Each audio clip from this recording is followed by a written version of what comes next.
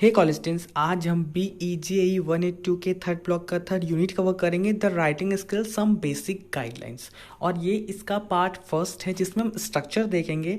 Structure में क्या क्या है, आपके ऑब्जेक्टिव्स है, इंट्रोडक्शंस है, मेथड्स ऑफ राइटिंग, राइटिंग के क्या क्या मेथड्स है, जैसे कि identifying your subject, gathering information, purpose and knowing your reader. The third one is that beginning to right.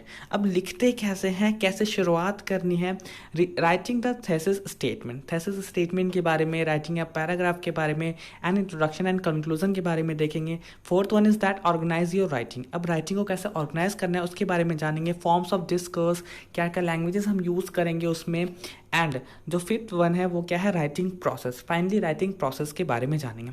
तो ऑब्जेक्टिव्स आखिर क्या कह रहा है, हम इस चैप्टर में समझेंगे कि राइटिंग प्रोसेस कैसे किया जाता है, डिटेल में जानेंगे किस तरीके से हमें लिखना चाहिए, किस तरीके से हमें जो अपने रीडर्स है उनको मैसेज पहुंचाना चाहिए, ये सारी चीज़ें जानेंगे। तो ये जो एक मेथड ऑफ राइटिंग है इसमें बहुत सारी चीज़ें इन्वॉल्व होती है, जैसे कि टॉपिक को कैसे आइडेंटिफाई करना है, इन्फॉर्मेशन कैसे गैदर करना है किसी भी टॉपिक पे जिस पे हमें कुछ भी लिखना है, and purpose of writing, writing करने का पर्पस क्या है, किसी भी टॉपिक पे अगर हम कुछ लिख रहे हैं तो आखिर किस पर्पस से लिख रहे हैं। जब हम एक राइटिंग लिखना स्टार्ट कर देंगे तो एक बहुत ही इंपॉर्टेंट चीज़ है, वो क्या है कि हम एक थीसिस स्टेटमेंट के साथ उसे स्टार्ट करना है। कि थीसिस स्टेटमेंट क्या होता है, एक एविडेंट प्रूफ कि हाँ भाई ये चीज़ सही है। जब हम कोई भी ऐसे लिखते हैं तो हम उसको एक थीसिस स्टेटमेंट के साथ लिख दें कि हाँ ये चीज़ सही है और ये चीज़ प्रूफ है, ठीक है। हम कुछ भी ऐसे उल्टा पुल्टा नहीं लिखते। तो एक थीसिस स्टेटमेंट के साथ, एक ऐसे मैप के साथ उसको फॉलो किया जाना चाहिए, एक ऐसे की तरह उसको फॉलो किया जाना चाहिए, एडुकेट पैराग्राफिंग के साथ and effective introduction and conclusion के साथ उसे कंक्लूड करना चाहिए, तब एक परफेक्ट राइटिंग होती है। हमें और भी बहुत सारी चीज़ों के बारे में अवेयर रहना चाहिए जब हम राइटिंग कर रहे होते हैं। तो जैसे कि डिस्कस टाइप्स क्या क्या हैं, क्या क्या लैंग्वेजेस हम यूज़ कर रहे हैं वहाँ पे कोई भी चीज़ को आइडेंटिफाई करने के लिए, कोई भी चीज़ को बताने के लिए, डिस्क्राइब करने के लिए। जैसे कि हम राइटिंग में डिफरेंट पर्सपेक्ट से यूज़ करते हैं। पहला हो गया आपका एक्सपोजिटरी, जिसमें हम किसी को आइडेंटिफाई करते, किसी के बारे में बताते हैं, स्पेशली किसी चीज़ के बारे में। एंड जब हम डिस्क्रिप्टिव रूल यूज़ करते हैं तो यहाँ पे हम किसी पर्पस को, किसी परफेक्ट या बोला जाए एक पार्टिकुलर पर्सन को जब हम डिस्क्राइब करते हैं कि स्किलफुल तरीके से, तो हम डिस्क्रिप्टिव टाइप ऑफ डिस्कर्स यूज़ करते हैं। वैसे तरीके से नरेटिव हो गया जब आप स्टोरी बता रहे हो, तो एक्चुअली जब आप इवेंट बता रहे होते हो कोई भी स्टोरी के बारे में, जो कि फिक्शनल हो सकता है, रियल भी हो सकता है, नो मैटर्स, ओके। तो उस तरीके की चीज़ों का। एंड द आर्ग्यूमेंटेटिव, जहाँ पे आर्ग्यूमेंट्स वाली बात हो रही है, तो इस तरीके के राइटिंग्स में हम डिफरेंट तरीके का जो डिस्कर्स है वो यूज़ करते हैं। तो उसे कैसे यूज़ करना है, किस तरीके से यूज़ करना है, कहाँ पे किस तरीकों को हमें यूज़ करना है, ये सारी चीज़ें समझना है। एंड फाइनली कि हम कैसे एक ड्राफ्ट को लिखेंगे, रिव्यू करेंगे, एडिट करेंगे एंड एक प्रूफ रीडिंग करेंगे, ओके। तो नाउ इंट्रोडक्शन में क्या है कि जैसे आप एक स्टूडेंट हो तो राइटिंग करना एक इम्पॉर्टेंट टास्क है जो कि आपको करना पड़ता है। आपको बहुत सारी चीज़ें लिखनी होती है, जैसे कि असाइनमेंट्स हो गया, टर्म पेपर्स हो गए, ईमेल्स हो गया, फॉर्मल लेटर्स हो गया एंड सो ऑन। जैसे कि अभी आपको अपने असाइनमेंट्स कंप्लीट करना पड़ रहा है, ओके। तो इस तरीके से आप जैसे स्टूडेंट हो आपको बहुत सारी चीज़ें लिखनी पड़ती है। एंड इस चीज़ों को लिखने के लिए अच्छे तरीके से, कॉम्पिटेंटली आपको एक अच्छा रिटन कम्युनिकेशन आना चाहिए। आप उसमें गुड होने चाहिए, परफेक्ट होनी चाहिए, तभी आप उस चीज़ को अच्छे से कर पाओगे। राइटिंग एक कॉम्प्लेक्स प्रोसेस है एंड एक कॉम्पिटेंट राइटिंग एक बहुत ही डिफिकल्ट स्किल है, सीखना, एक्वायर्ड करना। बहुत सारे मिथ्स है राइटिंग के बारे में, जैसे कि जो लोग गुड राइटर्स होते हैं वो बचपन से या फिर बोला जाए पैदा होते ये सारी चीज़ें सीख के आते, बोलते हैं ना माँ के पेट से सीख कर के आया, ये तो भाई इसको गॉड गिफ्टेड है ये चीज़। तो ऐसा कुछ नहीं, रिसर्चर्स ने भी ये कहा है कि ऐसा ये सब चीज़ सही नहीं है, कुछ नहीं ऐसा। जितने भी राइटर्स होते हैं उनको वर्क करना पड़ता है अपनी राइटिंग में, है ना। हो सकता है कई बार कुछ राइटर्स ज़्यादा सक्सेसफुल हो जाते हैं, कुछ राइटर्स कम सक्सेसफुल रह जाते हैं, बट ऐसा कुछ नहीं होता कि भाई ये गिफ्टेड है। आपको अपने स्किल्स पे वर्क करना होता है, कोई भी सीख सकता है इसको, ठीक है। एंड जब भी आप एक राइटिंग कर रहे हो तो स्पेशली जब फॉर्मल कॉन्टेक्स्ट में लिख रहे हो तो वर्ड लिमिट्स पे ध्यान रखना एंड फॉर्मेट्स पे ध्यान रखना बहुत ही डिफिकल्ट हो जाता है। आपको उसी के अकॉर्डिंगली, उसी के पर्सपेक्टिव में आपको चीज़ें लिखनी होती है, ओके। तो ये जो बोला जाता है, जो मिथ्स है कि भाई गॉड गिफ्टेड होता है राइटिंग का पर्पज, जैसे कि डिफरेंट राइटर्स हमारे इंडिया में, वर्ल्ड में आए, रस्किन बॉन्ड हो गए, रविन्द्रनाथ टैगोर हो गए, ये सारे लोग क्या थे, ये सारे लोग राइटिंग ऐसा लिखते थे ना, ये ऐसा लिखते थे कि भाई लोग एकदम कि हाँ चीज़ें बंदे ने एकदम सही लिखी, लोग इनसे स्पेशली अटैच्ड हो जाते थे, ओके। तो ये सारी क्या है स्किल्स है जो कि आप सीखते हैं, एक्वायर्ड करते हो, ये कोई गॉड गिफ्टेड नहीं होता, ओके। नाउ तो इस चीज़ पे ज़्यादा फोकस करना कि आपको क्या बोलना है, कैसे बोलना है, उसी के साथ साथ आपको वो सारी स्ट्रैटेजीज पे भी कंसंट्रेट करना पड़ेगा जिससे कि आप एक चीज़ों को अच्छे से लिख पाओ, आप राइट सक्सेसफुली कर पाओ। नाउ बहुत सारे एक्सपीरियंस राइटर के बारे मतलब उनसे सुनते, उनसे समझते कि उनका क्या एक्सपीरियंस रहा है, वो क्या बताते हैं एक गुड राइटिंग के बारे में। ओके, तो नाउ यहाँ पे कुछ पॉइंट्स है जैसे कि Experienced writers spend a lot of their time planning before they attempt the first draft. Experienced writer अपना बहुत सारा समय यूज़ करते हैं प्लानिंग करने के लिए जब भी वो कोई फर्स्ट ड्राफ्ट यूज़ कर रहे होते हैं, जब भी वो कोई फर्स्ट ड्राफ्ट कंस्ट्रक्ट कर रहे होते हैं, बना रहे होते हैं। Okay, second one is that वो अपना एक considerable amount of time thinking के बारे में मतलब सोचते हैं। जो भी आप रीडर उनकी जो राइटिंग पढ़ेंगे उनके बारे में सोचते हैं कि आखिर रीडर को क्या पढ़ना है, हम क्या लिखें कि रीडर उससे एकदम इमोशनली अटैच्ड हो जाए, एकदम अच्छे से उस चीज़ को पढ़े समझे।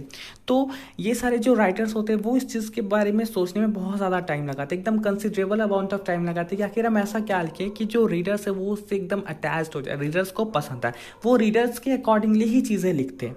Okay, third one is that they explore their subject topic as thoroughly as possible. वो जो टॉपिक चूज करते हैं, जो सब्जेक्ट पे वो राइटिंग करते हैं, उसको वो अच्छे तरीके से एक्सप्रेस करते हैं या फिर बोला जाए उसको वो अच्छे तरीके से एक्सप्लोर करते हैं, समझते हैं, उसके बारे में नई नई चीज़ें जानते हैं। Okay, fourth one is that they consider their first draft to be a rough one. वो अपना first draft as a rough one ही रखते हैं। जैसे कि हम कभी भी कोई चीज़ बनाते हैं तो उसको एज अ रफ ले लेते हैं कि ठीक है कोई बात नहीं, थोड़ी मोड़ी गलतियाँ हो गई तो कोई बात नहीं, हम इसको फिर से अलग से बना लेंगे। ओके, तो वो जो पहली राइटिंग होती है, पहला ड्राफ्ट होता है, वो उसको as a rough one use करते हैं बहुत सारे experience writer. Now fifth one is that वो बहुत बार अपने ड्राफ्ट को रिवाइज करते हैं, है ना, बहुत बार उसको रीथिंकिंग करते हैं, रीस्ट्रक्चर करते हैं अपने फर्स्ट ड्राफ्ट को। तो ये सारे कुछ पॉइंट्स हैं। नाउ अब जो राइटर्स होते हैं जरूरी नहीं है कि वो सारे मेथड्स एक जैसा यूज़ करे या फिर सेम मेथड यूज़ करे। एक पार्टिकुलर राइटर डिफरेंट मेथड भी यूज़ कर सकता है सेम टाइम में, लेकिन जो मेथड सजेस्ट किए गए हैं यहाँ पे वो नॉर्मली जनरली ट्राइड है एंड लोगों के द्वारा वो टेस्टेड है। ओके, तो ये सारे स्टेप्स जैसे कि आपका प्लानिंग हो गया, कंसिडरिंग योर रीडर, है ना, आपको कैसे प्लान करना है चीज़ों को, आपको कैसे लिखना है, किस तरीके से लिखना है, किस पर्सपेक्ट्स में लिखना है, उसको प्लान करना। रीडर को क्या चाहिए, जो सामने वाला रीडर है, आप जो चीज़ लिखोगे भाई किसी को ना किसी को तो बताओगे, कोई ना कोई तो पढ़ेगा, तो पढ़ने वाले को आखिर चाहिए क्या, वो क्यों पढ़ेगी आपकी किताब या फिर कोई क्यों पढ़ेगा आपका किताब। ओके, तो आप रीडर को समझो, रीडर की थिंकिंग को समझो, उनके पर्सपेक्ट को समझो। Third one is that thoroughly investigate your subject topic yet recognize the new ideas will emerge as you write, है ना, अपनी जो सब्जेक्ट है, अपनी जो टॉपिक है, आप उसको अच्छे से समझो, इन्वेस्टिगेट करो, एकदम उसमें घुस जाओ कि आखिर इसके बारे में क्या क्या चीज़ें हो सकती है, इसकी पूरी दुनिया में बस जाओ। ओके, इस तरीके से एंड उसके अकॉर्डिंगली जो भी नए आइडियाज़ है आपके सब्जेक्ट टॉपिक के अकॉर्डिंगली आप उसको समझो, उसको जानो, उसको आप नोट करो। Fourth one is that organizing, आप किस तरीके से अपनी राइटिंग को ऑर्गेनाइज कर रहे हो, कंस्ट्रक्ट कर रहे हो। Fifth one is that writing a full draft, आप किस तरीके से अपनी राइटिंग को कंप्लीट कर रहे हो, किस तरीके से स्टार्ट कर रहे हो, किस तरीके से उसको कंक्लूड कर रहे हो। Okay, now sixth one is that revising and refining it may often involve complete structuring and reorganising. Okay, तो आप किस तरीके से उसे रिवाइज कर रहे हो, उसे बार बार कैसे रिफाइन कर रहे हो, आप उसको कंप्लीट रीस्ट्रक्चर कर रहे हो कि नहीं जब भी ज़रूरत पड़े, एंड उससे रीऑर्गेनाइज कर रहे हो कि नहीं। तो ये सारी चीज़ें कुछ स्टेप्स है जो कि आपको फॉलो ऐसा कर सकते हो आप एक परफेक्ट राइटर बनने के लिए या फिर एक परफेक्ट राइटिंग करने के लिए। ओके, ऐसा ज़रूरी नहीं है कि जो भी बंदा इस चीज़ को समझ रहा है वो stages by stages, sequences by sequences समझे, पहले प्लानिंग फिर कंसिडरिंग, ऐसा नहीं है। आप कुछ भी कर सकते हो, ये एक ऐसा रिजिड रूल्स नहीं है, ये कुछ गाइडलाइंस है जो कि सजेस्टेड किया गया है एक बुक के द्वारा। ओके, नाउ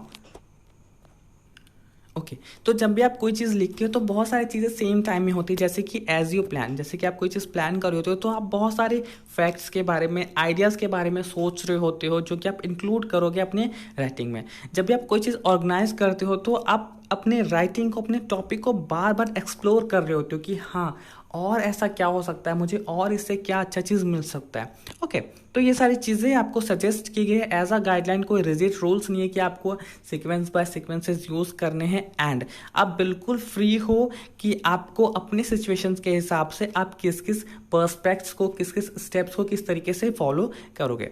नाउ यहाँ पे चेक योर प्रोग्रेस 1 है, जहाँ पे फर्स्ट क्वेश्चन ये है कि how many drafts do you write, okay, और is your first draft your final draft. तो आप कितने ड्राफ्ट्स लिखोगे, क्या आपका जो फर्स्ट ड्राफ्ट है वही फाइनल ड्राफ्ट होगा। तो यहाँ पे सबको अपना अपना आंसर देना है। बुक में इस बार आंसर्स नहीं है इस चैप्टर में, जो कि सबसे अच्छी बात है। आपको यहाँ पे अपनी ओन थिंकिंग, ओन आइडियाज़ का इस्तेमाल करना है कि आप कितना ड्राफ्ट लिखोगे एक्चुअली। ओके, जैसे कि मैं बोलूँ, अगर मैं एक राइटिंग कर रहा हूँ तो मैं उतना सारा ड्राफ्ट लिखूंगा जब तक मैं परफेक्ट कंक्लूजन में ना पहुंच जाऊँ, एक ऐसे ड्राफ्ट में ना पहुंच जाऊँ जहाँ की मुझे लगे कि हाँ भाई मैं सेटिस्फाइड हो गया, एक्चुअली में मैं सेटिस्फाई हो गया कि हाँ ये चीज़ें मेरे को लिखनी थी एंड मैंने ये लिख दिया। तो मैं उतना ज़्यादा ड्राफ्ट लिखूंगा, चाहे उसमें 3 ड्राफ्ट लिखना पड़े, 4 ड्राफ्ट लिखना पड़े, 5 ड्राफ्ट लिखना पड़े, मुझे उतना लिखना पड़ेगा। हो भी सकता है कि जो मेरा पहला ड्राफ्ट है वही मेरा फाइनल ड्राफ्ट हो जाए, या फिर नहीं भी हो सकता है। अब ओके, सब पे डिफरेंट डिफरेंट अकॉर्डिंग करता है, सब पे डिफरेंट डिफरेंट पर्सपेक्ट्स पे है ये। नाउ जस्ट जो सेकेंड क्वेश्चन है वो है how do you start writing, do you wait till you find a suitable beginning and then proceed linearly, और do you jump somewhere to the middle when a suitable idea strikes you. आप writing कैसे start करोगे, क्या आप एक suitable beginning का wait करोगे, जब तक उसको सोचोगे नहीं, जब तक बिगनिंग आप नहीं लिखोगे, आप बाद में जो उसका मिडिल पोर्शन है, जो का बाकी का पोर्शन है, तब तक आप उसको नहीं लिखोगे, या फिर आप सब चीज़ लिख दोगे अगर आपको बिगनिंग का नहीं आता, या फिर आपको कंक्लूजन का नहीं आता, या फिर आप मिडिल का नहीं सोचे हो, तो आप डिफरेंट डिफरेंट जहाँ जहाँ से आपको लिखना है वहीं में से लिख रहे हो जम करके, तो क्या करोगे। ओके, तो ये क्वेश्चन है। एक्चुअली अगर मैं इसका आंसर दूँ अपने अकॉर्डिंगली, तो मैं राइटिंग कैसे स्टार्ट करूँगा, मैं जो गाइडलाइंस है जो मुझे दिया गया है बुक के अकॉर्डिंगली, मैं उसको समझूंगा, उसको जानूंगा, मैं उसके अकॉर्डिंगली राइटिंग करूँगा। एंड अगर मुझे ऐसा लगा कि जो मिडिल पोर्शन मैं लिख रहा हूँ अपने राइटिंग का, अपने ड्राफ्ट का, वो एक्चुअल में वही है जो कि मैं लिखना चाह रहा था, तो वो ठीक है, तब मैं मिडिल पोर्शन लिख दूंगा, भले ही मुझे बिगनिंग ना आए, तो मैं मिडिल पोर्शन के अकॉर्डिंगली बिगनिंग लिख दूंगा एंड कंक्लूजन फिर मैं कंक्लूड कर दूंगा। बट डिफरेंट लोगों के पर्सपेक्ट्स में आपके अकॉर्डिंगली ये चेंज हो सकता है, तो आपको यहाँ पे अपने ओन आंसर कंस्ट्रक्ट करनी है। Okay, now third one is that do you keep referring back to what you have written and sometimes restructure and rewrite it again। क्या आप बार बार रिव्यू करोगे आपने क्या लिखा है, और क्या आप उसको बार बार रीस्ट्रक्चर एंड रीराइट करोगे। तो मेरे अकॉर्डिंगली कि हाँ, अगर मुझे ऐसा लगा कि नहीं भाई मैं अपने राइटिंग से, मैं अपने ड्राफ्ट से सेटिस्फाइड नहीं हूँ, तो मैं उसे बार बार रीस्ट्रक्चर रिकंस्ट्रक्ट करूँगा अपने अकॉर्डिंगली, अपने सेटिस्फैक्शन के accordingly. Okay, now fourth question is that what do you do when you manage to complete the first draft. Okay, क्या करोगे जब आप एक फर्स्ट ड्राफ्ट को कंप्लीट करने में, एक्चुअल में कंप्लीट करने में मैनेज कर लोगे। तो अब उस समय आप क्या करोगे, आप उसको फिर से रिव्यू करोगे, देखोगे कि हाँ जो रीडर को चाहिए, जो आप बताना चाह रहे हो, वो एक्चुअल में उसमें लिखा है या नहीं लिखा है। ओके, तो ये आंसर्स हो सकता है। नाउ तो गाइज यहाँ पे फर्स्ट पार्ट का एक्सप्लेनेशन खत्म होता है। सेकंड पार्ट में मैं बताऊंगा मेथड्स ऑफ राइटिंग के बारे में जानेंगे। एंड अगर आपको वीडियो का एक्सप्लेनेशन अच्छा लगा तो प्लीज़ मेरे चैनल को लाइक करें, शेयर करें एंड सब्सक्राइब करें। And if you have any queries regarding this video please get in touch with me in the comment section. Thank you guys. And अगर आप मुझे इंस्टाग्राम पे फॉलो करना चाहते हो कोई भी क्वायरीज के लिए, तो आप मुझे फॉलो कर सकते हो, मैं लिंक डिस्क्रिप्शन बॉक्स में डाल दूंगा। ओके।